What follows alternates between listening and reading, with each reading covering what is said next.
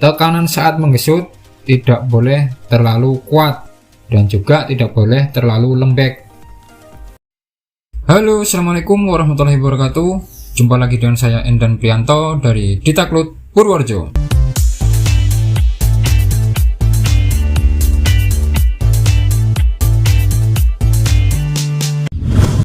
Di kesempatan kali ini saya akan sharing tentang cara atau tutorial sablon kaos manual.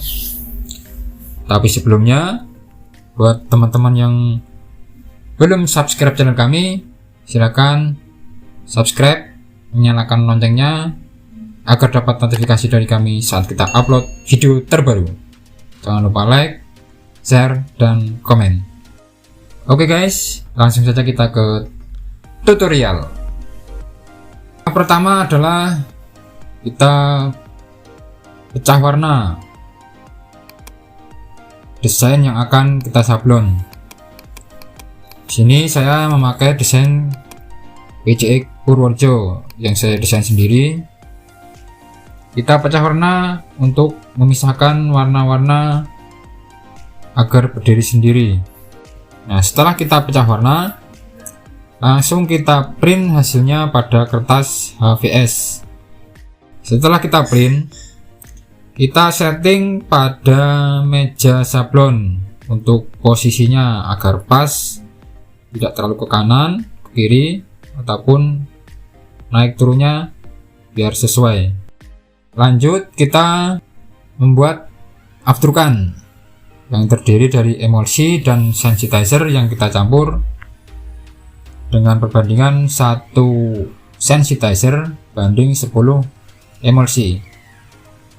Setelah kita campur, kita oleskan pada screen menggunakan cutter secara merata. Kita oleskan bolak-balik di kedua sisinya sampai merata, tidak ada yang beda ketebalan. Dari warnanya juga kelihatan, kalau yang gelap berarti itu yang tebal. Setelah kita oleskan obat afdruk pada screen, lanjut kita keringkan menggunakan kipas di area yang minim cahaya. Tahap yang keempat yaitu setting pada meja sablon. Kita setting screen pada meja sablon yang sudah tertempel kertas HVS tadi.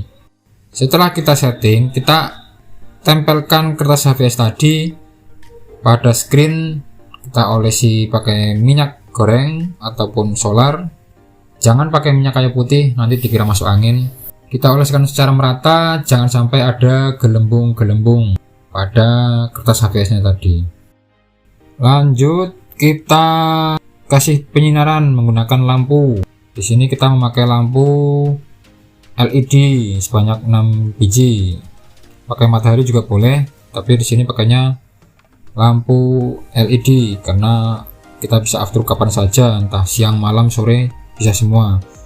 Tapi kalau kita pakai matahari, kita hanya bisa after saat siang hari saja.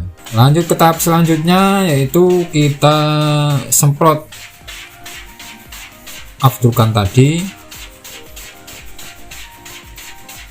menggunakan semprotan burung. Kita semprot pada area desain sampai merata, jangan sampai ada yang tertinggal. Kita cek benar-benar sesuai dengan desain aslinya atau film printoutnya. Jadi kita samakan, kita cocokkan, harus sama persis. Setelah kita semprot, kita bersihkan, lalu dijemur di teriknya matahari agar screen atau obat afdruk tadi benar-benar kering dan kuat. Setelah kering, lanjut ke tahap setting pada meja sablon untuk melakukan proofing atau sampling atau percobaan. Nah, di sini register tadi yang ada pada film kita geser juga untuk sebagai panduan warna-warna berikutnya. Nah, di sini di samping atau bagian screen area samping kita kasih lakban biar tidak tembus tinta, artinya biar tidak ada area bocor di luar area desain. Lanjut kita melakukan proofing tiap warnanya. Setelah kita setting, kita coba gesut seperti apa nanti hasilnya. Kita gesut seperti biasa sesuai SOP masing-masing vendor. Kita gesut sampai 3-4 kali biar hasilnya nanti sesuai dengan desain awal atau kesepakatan. Nah, kita gesut lalu kita keringkan sampai benar-benar matang seperti proses biasanya. Di sini registernya harus pas antara register film 1, film 2, film 3, film 4 dan sebagainya, itu harus tepat, tidak boleh geser. Jangan sampai register itu geser, karena nanti kalau geser akan terjadi miss dan hasilnya pun tidak akan maksimal karena tidak presisi. Nah, jadi tanda panah atau cross yang ada di ujung-ujung yang jam tangan ini itu nanti sebagai panduan warna berikutnya. Setelah warna 1, 2 selesai setting, lanjut ke warna berikutnya. Kita setting lagi. Setelah pas, lanjut kita gesut dan kita keringkan seperti biasanya. Kita keringkan sampai benar-benar matang. Nah, di sini pakainya tinta plastisol, jadi indikatornya adalah sampai keluar asap. Kalau belum keluar asap berarti belum kering atau belum matang sempurna. Kita keringkan, kita gesut lagi, keringkan lagi sampai 3-4 kali agar hasilnya solid, tidak terlihat lagi pori-pori dari kaos itu sendiri, jadi benar-benar nutup.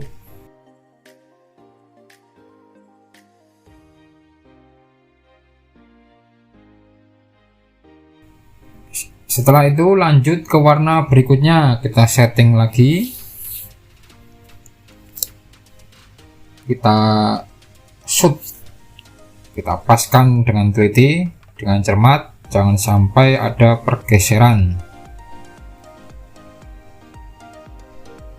Jadi yang kita buat patokan adalah cross pada ujung dan tengahnya itu.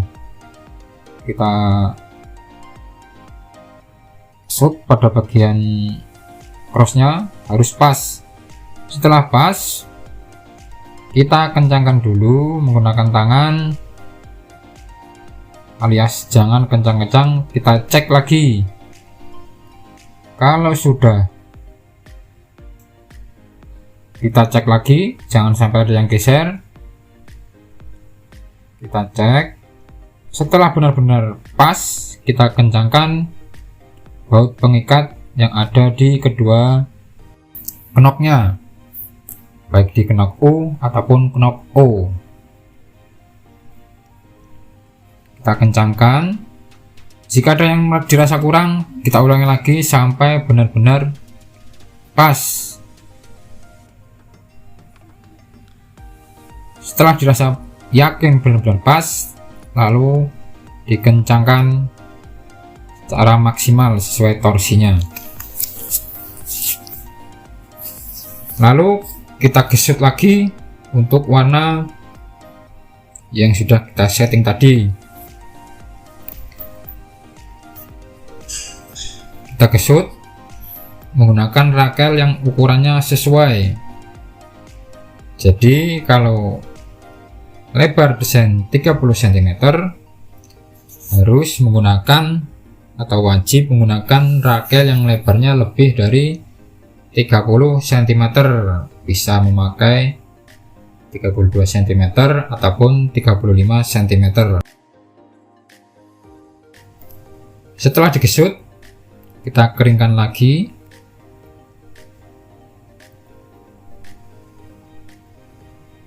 Sampai benar-benar kering. Yang perlu diperhatikan adalah tekanan saat menggesut tidak boleh terlalu kuat dan juga tidak boleh terlalu lembek. Kalau terlalu lembek, nanti tinta tidak akan turun alias cuma nyangkut di screennya aja. Jika terlalu kuat, nanti tinta akan tembus ke bagian dalam kain, tembus ke kaos bagian belakang atau sisi area belakangnya, area dalam maksudnya. Nanti jika terlalu kuat, nanti tinta akan tembus ke bagian dalam kaos, jadi hasilnya jelek.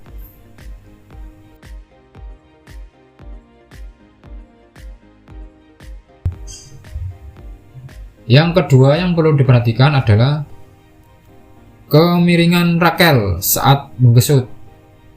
Jadi tidak boleh terlalu tegak ataupun terlalu miring.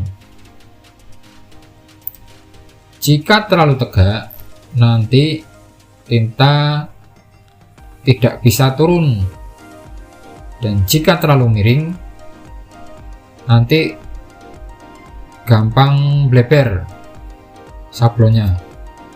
Jadi kemiringannya juga harus diatur. Di sini kita kasih patokan standarnya adalah sekitar 60 derajat dari garis horizontal.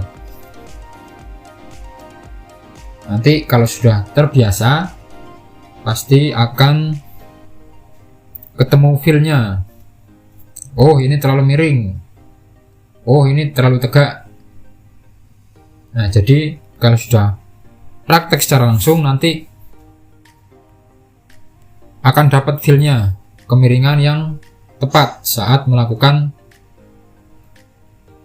atau saat menggesut tintanya.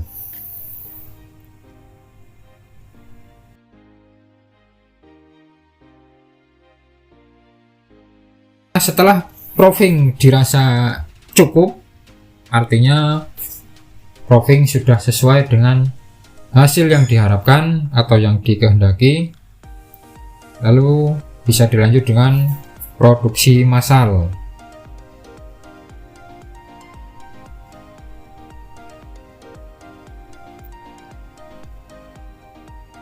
Nah, di sini kita memakai urutan warna dari warna paling muda ke warna paling tua.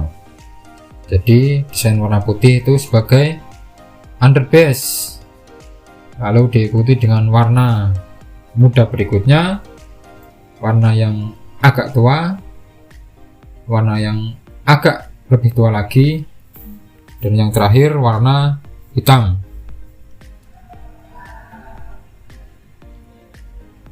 Di tiap-tiap warna kita naik atau timpa minimal 3 kali timpa. Jadi untuk warna putih kita gesut atau kita gesut kering selama 3 kali, artinya 3 kali naik atau 3 kali timpa. Nanti hasilnya bakalan solid, tidak terlihat lagi pori-pori kain. Dan setiap kali naik kita keringkan sampai benar-benar matang dengan indikasi keluar asap dari tinta yang dipanaskan. Jadi kalau tinta plastisol kalau belum keluar asap itu belum matang, belum kering sempurna, bisa jadi cuma kering sentuh. Apa akibatnya? Jika kurang matang atau tidak matang sempurna, maka tinta akan cepat retak ataupun pecah. Jadi jangan heran meskipun tinta plastisol, kalau prosesnya tidak dilakukan dengan benar, hasilnya pun tidak akan maksimal, tidak awet, atau bisa juga gampang retak ataupun rontok. Jadi meskipun tinta plastisol jika tidak ditangani dengan benar, hasilnya juga tidak bagus. Nah itu ya kuncinya ya. Kuncinya ada pada ketelitian, ketelatenan, ketekunan, kesabaran, dan keuletan dari tukang sablon.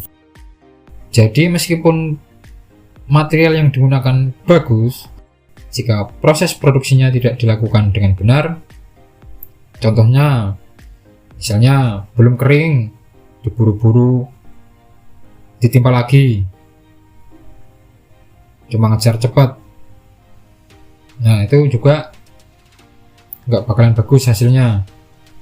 Atau yang kedua, ini 2 kali naik aja sudah cukup, nggak bakal ketahuan, itu juga nggak bagus.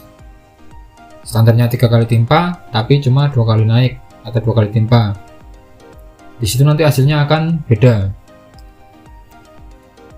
Contoh lagi, misalnya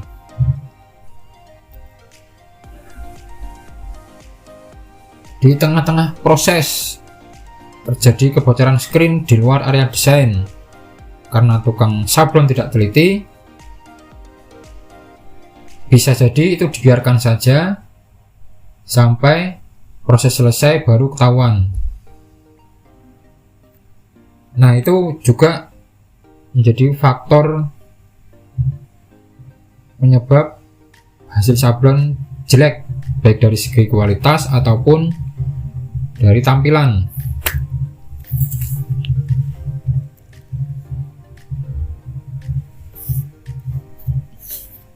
Jadi di sini harus benar-benar teliti tiap-tiap proses,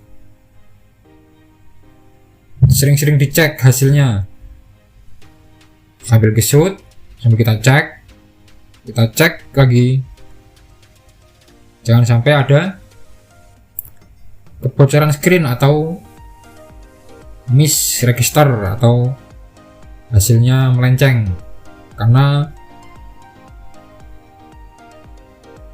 sesuatu atau kendala bisa muncul kapan saja.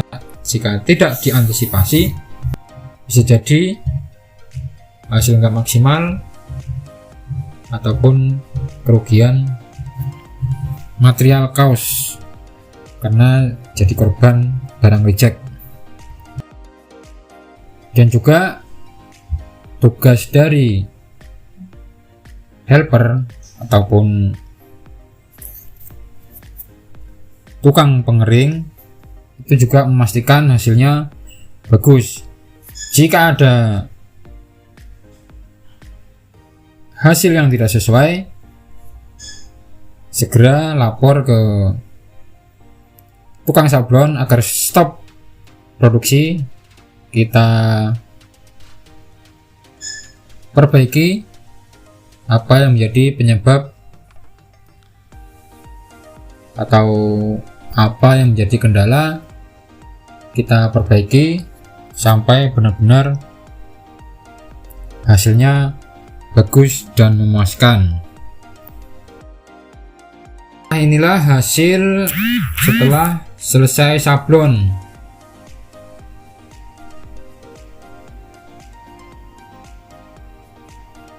Ini hasil desain saya sendiri yang buat, karena iseng-iseng pengen punya kaos desain sendiri.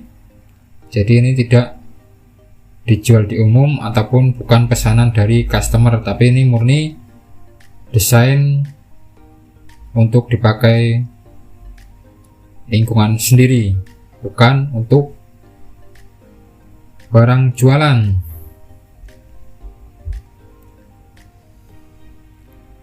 Nah, setelah selesai sablon, lanjut ke finishing press. Finishing press menggunakan hot press atau heat press.